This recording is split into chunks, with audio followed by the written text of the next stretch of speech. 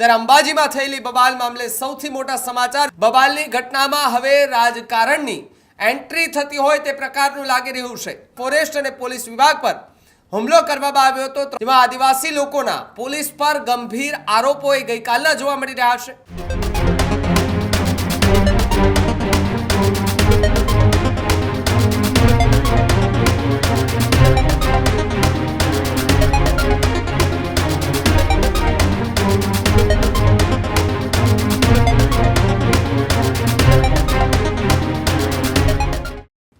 સમાચારોમાં આગળ વાત અંબાજીની કરીએ તો અંબાજીમાં છેલ્લા 24 કલાકથી હાલ માહોલ શાંત જોવા મળી રહ્યો છે, કારણ કે 3 દિવસ પહેલા ફોરેસ્ટના અધિકારી અને પોલીસ પર હુમલો કરવામાં આવ્યો હતો। પથ્થરમારો થયો હતો અને તીરકામઠાથી એમના પર હુમલો થતા 40 જેટલા પોલીસ કર્મચારી અને ફોરેસ્ટના અધિકારીઓ જે છે તે ઘાયલ થયા હતા। જો કે ત્યારબાદ હવે રાજનીતિ જે છે તે તેજ થઈ ગઈ છે। અલગ અલગ પાર્ટીના જે નેતાઓ છે તેની પ્રતિક્રિયાઓ જે છે તે સામે આવી રહી છે, અને એમાં પણ ગંભીર આરોપો આમને સામને જોવા મળી રહ્યા છે। ત્યારે અંબાજીમાં થયેલી બબાલ મામલે સૌથી મોટા સમાચાર જે છે તે મળી રહ્યા છે કે જ્યાં ફોરેસ્ટ અને પોલીસ વિભાગ પર હુમલો કરવામાં આવ્યો હતો। 3 જેટલી ગાડીઓ સળગાવી દેવામાં આવી, જેમાં આદિવાસી લોકોના પોલીસ પર ગંભીર આરોપો ગઈકાલના જોવા મળી રહ્યા છે। બબાલની ઘટનામાં હવે રાજકારણની એન્ટ્રી થતી હોય તે પ્રકારનું લાગી રહ્યું છે। ભાજપ, કોંગ્રેસ, આમ આદમી બાદ હવે બીએપી એટલે કે ભારતીય આદિવાસી પાર્ટી જે છે તેના નેતાનું એક નિવેદન સામે આવ્યું છે। એમનો પણ ગંભીર આરોપ છે અને એમનું પણ કહેવું છે કે રાજકીય નેતાના ઈશારે આ કાંડ જે છે તે કરવામાં આવ્યું છે ને આ કામ જે છે તે કરવાના પ્રયાસ કરવામાં આવ્યા। રાજકીય નેતાના ઈશારે જમીનો ખાલી કરાવવાના પ્રયાસ કરતા હોવાનો આરોપ લગાડવામાં આવ્યો। નીતિ, નિયમો અને સંવાદ મુજબ કાર્યવાહી જે છે તે થવી જોઈએ તેવી પણ વાત કહી। ઘરો તોડવા પહેલા ગ્રામ સભાની મંજૂરી લેવી પણ ખૂબ જરૂરી છે તેવી વાત બીએપીના જે કાર્યકર્તા છે તેણે કહી છે। દોષી અધિકારી અથવા સ્થાનિક લોકો કોઈ પણ હોય તો એમના પર કાર્યવાહી થવી જોઈએ, પરંતુ એની વચ્ચે નિર્દોષ લોકોનો આમાં ક્યાંય ભોગ ન લેવાય તેનું પણ ખાસ ધ્યાન રાખવું પડશે। ભારતીય આદિવાસી પાર્ટીના જે નેતા છે તેમનો આ વિડીયો સોશિયલ મીડિયા પર વાયરલ થઈ રહ્યો છે, જેણે આ બબાલને લઈને એક નિવેદન આપ્યું છે અને નિવેદનમાં એમણે એ આરોપ લગાવ્યા છે કે કોઈ રાજકીય માણસના ઈશારે આખું આ ષડયંત્ર જે છે તે રચવામાં આવ્યું। આદિવાસી સમાજના લોકોને હાનિ પહોંચાડવાના પ્રયાસ કર્યા અને આદિવાસી લોકોની જમીન હડપવાના પ્રયાસ કર્યા। આ પ્રકારના ગંભીર આરોપો જે છે તે અત્યારે લાગી રહ્યા છે।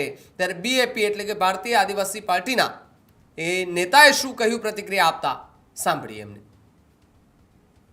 બનાસકાંઠા જિલ્લાના દાતા તાલુકાના પાડલિયા ગામે હાલમાં આદિવાસીઓ અને પોલીસ ખાતા વચ્ચે જે ઘર્ષણ થયું અને તેની અંદર પોલીસ કર્મીઓ તથા આદિવાસીઓને જે શારીરિક ઈજાઓ પહોંચી છે તે બાબતે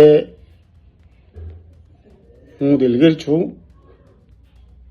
આ ઘટનાને હું વખાડી કાઢું છું। આવું બનવું ના જોઈએ। આપણે અત્યારે હાલ સંવિધાનના જમાનામાં જીવી રહ્યા છે, પણ સાથે સાથે હું એ પણ કહેવા માંગુ છું કે આ જગ્યાએ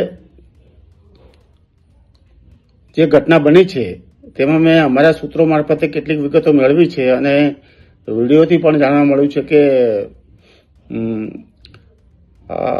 આ પાડલિયા ગામની આદિવાસી વિધવા ખેડૂતની વડીલોપાર્જિત જમીન વર્ષોથી તેઓ ખેડતા આવ્યા હતા। આમ છતાં 13મી ડિસેમ્બરના રોજ પોલીસના સહકારથી ફોરેસ્ટ વિભાગે આદિવાસીઓના કૂવા પૂરી દઈ મકાન તોડી પાડ્યા। તે બાબતે ગ્રામજનો તથા પોલીસની વચ્ચે ઘર્ષણ થયું। તે ઘટના ઘણી દુઃખદ છે। આવી હિંસક ઘટના ન થવી જોઈએ અને પોલીસ કે આદિવાસીઓ પૈકી કોઈને પણ શારીરિક ઈજા ન થવી જોઈએ। ઈજા પામેલ પોલીસ કર્મીઓ તેમજ આદિવાસીઓ જલ્દી સાજા થઈ જાય તેવી પ્રકૃતિને પ્રાર્થના કરું છું અને શાસન પ્રશાસનને વિનંતી કરું છું કે બનાસકાંઠા જિલ્લાનો દાતા તાલુકો બંધારણની અનુસૂચિ 5માં આવેલ છે। આ વિસ્તારમાં આદિવાસીઓને બંધારણીય સ્વશાસનનો અધિકાર આપેલ છે, તેથી કોઈ પણ કાર્યવાહી કરતા પહેલા જે તે ગ્રામસભાની સંમતિ મેળવી અને તેમને વિશ્વાસમાં લઈને જ ફોરેસ્ટ વિભાગ કે પોલીસ કાર્યવાહી કરે તો આવા ઘર્ષણને કે સંઘર્ષને નિવારી શકાય.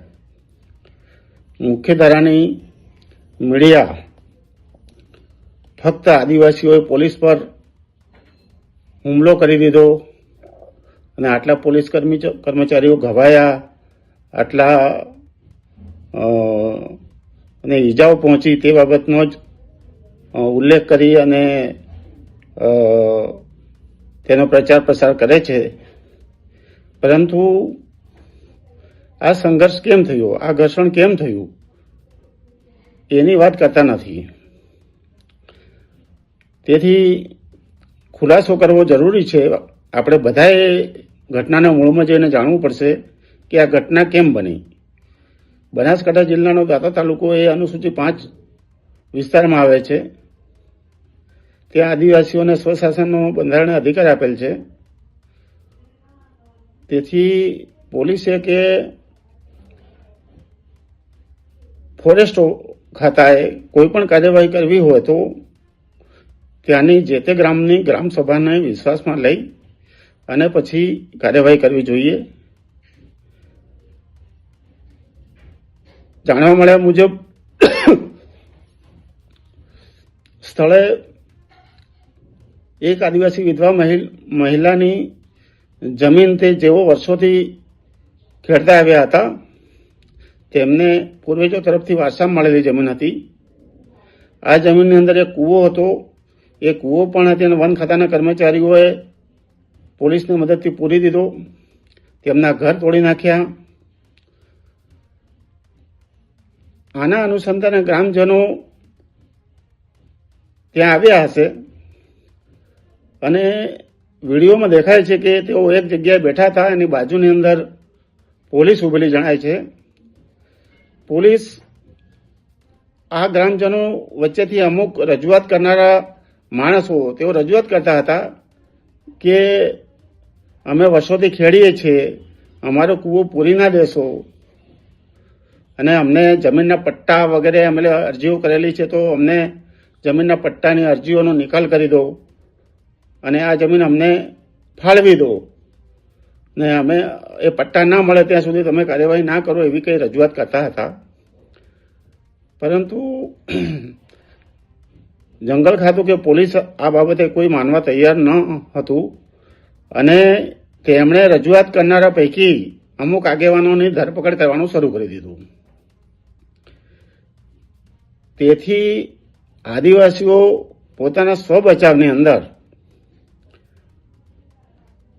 આ ઘર્ષણ પર આવ્યા હોય એવું જણાઈ આવે છે. આદિવાસીઓ બાબતે તમે ઇતિહાસની અંદર જુઓ છો કે આદિવાસીઓ કોઈ દિવસ કોઈના પર હુમલો કરતા નથી. તેઓ જ્યારે તેમના અસ્તિત્વ ઉપર ખતરો આવે ત્યારે સ્વ બચાવમાં જ પોતાના રક્ષણ માટે કાર્યવાહી કરતા હોય છે. તેથી આદિવાસીઓને ખાલી બદનામ કરવો જોઈએ નહીં. આ બાબતે હું કોઈ એક પક્ષનું કંઈ સમર્થન કરતો નથી. આદિવાસીઓ તથા પોલીસ કર્મચારીઓ બધા આપણા ભાઈઓ છે, નાગરિકો છે.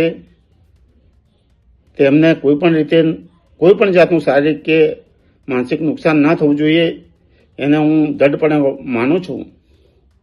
છતાં જે ઘટના બની છે અને તેની અંદર જે પોલીસ કર્મચારીઓ ઘાયલ થયા છે, ઈજા પામ્યા છે અને આદિવાસીઓ પણ ઈજા પામ્યા છે, તે બંને જલ્દી સજા થાય અને સારા થઈ જાય. અને હું શાસન પ્રશાસનને વિનંતી કરું છું કે આ અનુસૂચિ 5નો વિસ્તાર છે તેની અંદર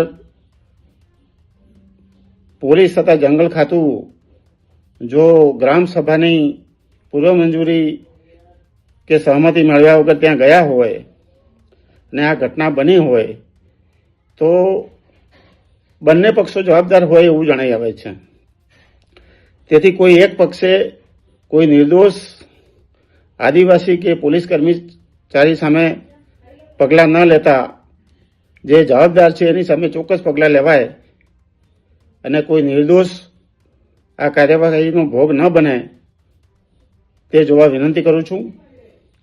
અને સરકારને અને શાસનને વિનંતી કરું છું કે હવે પછી કોઈ પણ કાર્યવાહી અનુસૂચિત 5 વિસ્તારમાં કરવામાં આવે તો જે તે ગામની ગ્રામસભાની પૂર્વ મંજૂરી કે સહમતિ મેળવી પછી જ ત્યાં તેમને વિશ્વાસમાં લઈને કાર્યવાહી કરવી કે જેથી આવા ઘર્ષણ કે સંઘર્ષને આપણે નિવારી શકીએ. આ માટે દરેકે બહુ જ ગંભીરતાથી વિચારવું પડશે. જ્યાં જુઓ ત્યાં